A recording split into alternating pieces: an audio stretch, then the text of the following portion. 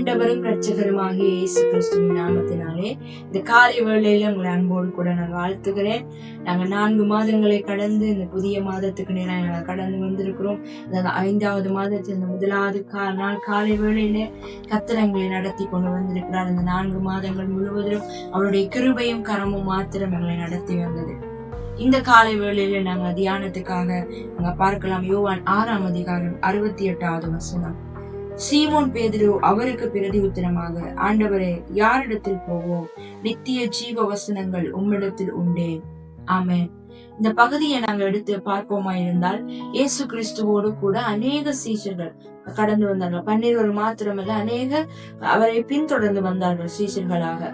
அந்த பகுதியில நாங்க பார்க்கிறோம், இயேசு கிறிஸ்து பல காரியங்களை பரலோக ராஜ்யத்தை குறித்தும் அநேக காரியங்களை குறித்தும் அவர்களோடு பேசி கொண்டு வந்தார். அவர் அப்படி பேசிக்கொண்டு வருகிற பொழுது இந்த காரியங்களை ஏற்றுக்கொள்ள மனதில்லாதவர்களால், அதை குறித்த சில கேள்விகளும் குழப்பங்களும் அவருடைய வாழ்க்கையில வந்ததுனால, அதனால தெளிவில்லாதவர்களாய் அவர்கள் இருந்ததுனால, அவர்கள் அந்த நேரத்துல என்ன செய்தார்கள் என்றால், ஒரு குழப்பமும் ஒரு சந்தேகமும் அந்த இடத்துல வருகிறது. எங்கே போகிறோம், என்ன செய்கிறோம் என்ற ஒரு தெளிவில்லாத நிலைமையிலே அவர்கள் வருகிறார்கள். அந்த நேரத்துலதான் 67வது வசனத்தை நாங்க வாசிக்கிற பொழுது, அப்பொழுது இயேசு 12 நோக்கி, நீங்களும் போய்விட மனதா இருக்கிறீர்களோ என்றார். இதுக்கு முன்பதான் என்ன நடக்குது என்றால், அவர்கள் இயேசு கிறிஸ்துவை பின்தொடர்வதை விட்டு விட்டார்கள் என்று சொல்லப்படுது. அப்ப அவர்கள் இயேசு கிறிஸ்துவை பின்தொடர்வதை விட்டுவிட்ட உடனே இயேசு கிறிஸ்து 12 சீஷர்களையும் பார்த்து கேட்கிறார், நீங்களும் போய்விட மனதா இருக்கிறீர்களோன்னு சொல்லி.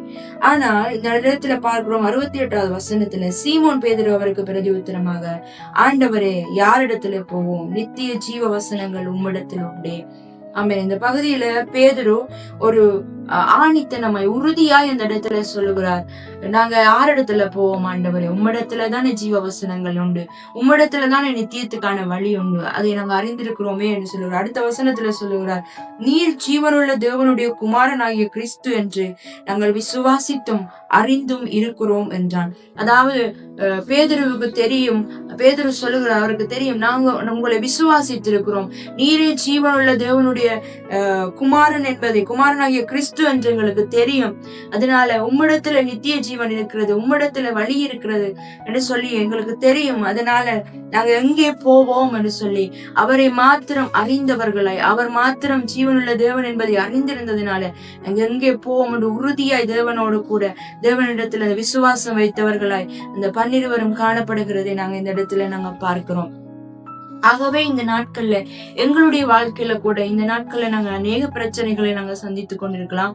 எங்களுடைய வாழ்க்கையில அநேக போராட்டங்கள் இருக்கலாம், சூழ்நிலைகள் வித்தியாசமா இருக்கலாம், குழப்பமா இருக்கலாம், அல்லது எல்லாவற்றுக்குமான பதிலை நாங்க கண்டுபிடிக்க முடியாதவர்களாய் நாங்க காணப்படலாம். இங்கே போகிறோம் என்கிற காரியங்கள் சில நேரங்கள்ல தெரியாமல் இருக்கலாம். ஆனாலும் சிந்தனைகளை பிசாசங்களை சோர பண்ணும்படிக்க அநேக காரியங்களை போட்டங்களை முடக்குகிற நிலைமைக்கு கொண்டு போக நினைக்கலாம். ஆனாலும் எந்த சூழ்நிலையிலும் நாங்க சோர்ந்து போய் அதை விட்டு விடாதபடி தேவனை பின்பற்றுகிறதுல நாங்க உறுதியா இருக்கிறவர்களாய் நாங்க காணப்பட வேணும். என்ன நடந்தாலும் தேவனுடைய பாதத்துல போய் விழுகிறவர்களாய், இப்படி பேதுரு சொல்லுகிறது போல, யாரிடத்துல போவோம் ஆண்டவரே?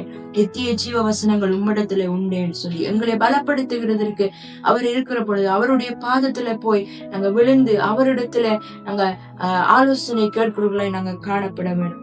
ஆகவே இந்த நாட்கள்ல போய் நாங்க அவர் வரப்போகிற அவருடைய வருகையை எதிர்பார்த்தவர்களாய் நாங்க இந்த நாட்கள்ல காணப்படுகிறோம்.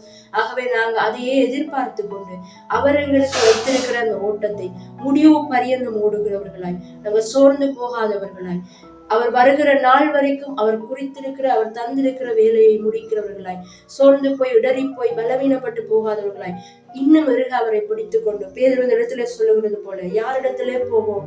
நித்திய ஜீவ வழிகள் உம்மிடத்துலதானே உண்டுன்னு சொல்லி அந்த உறவில மறுபடியும் பலப்பட்டவர்களாய் நாங்க தேவ சமூகத்துல நாங்க தொடர்ந்து ஓடுவோம், முடிவு பரியந்தம் ஓடுவோம். அவர் எங்களை வழி நடத்தி கொண்டு போக போதுமானவராயிருக்கிறார். ஆமென். God bless you. Have a blessed month.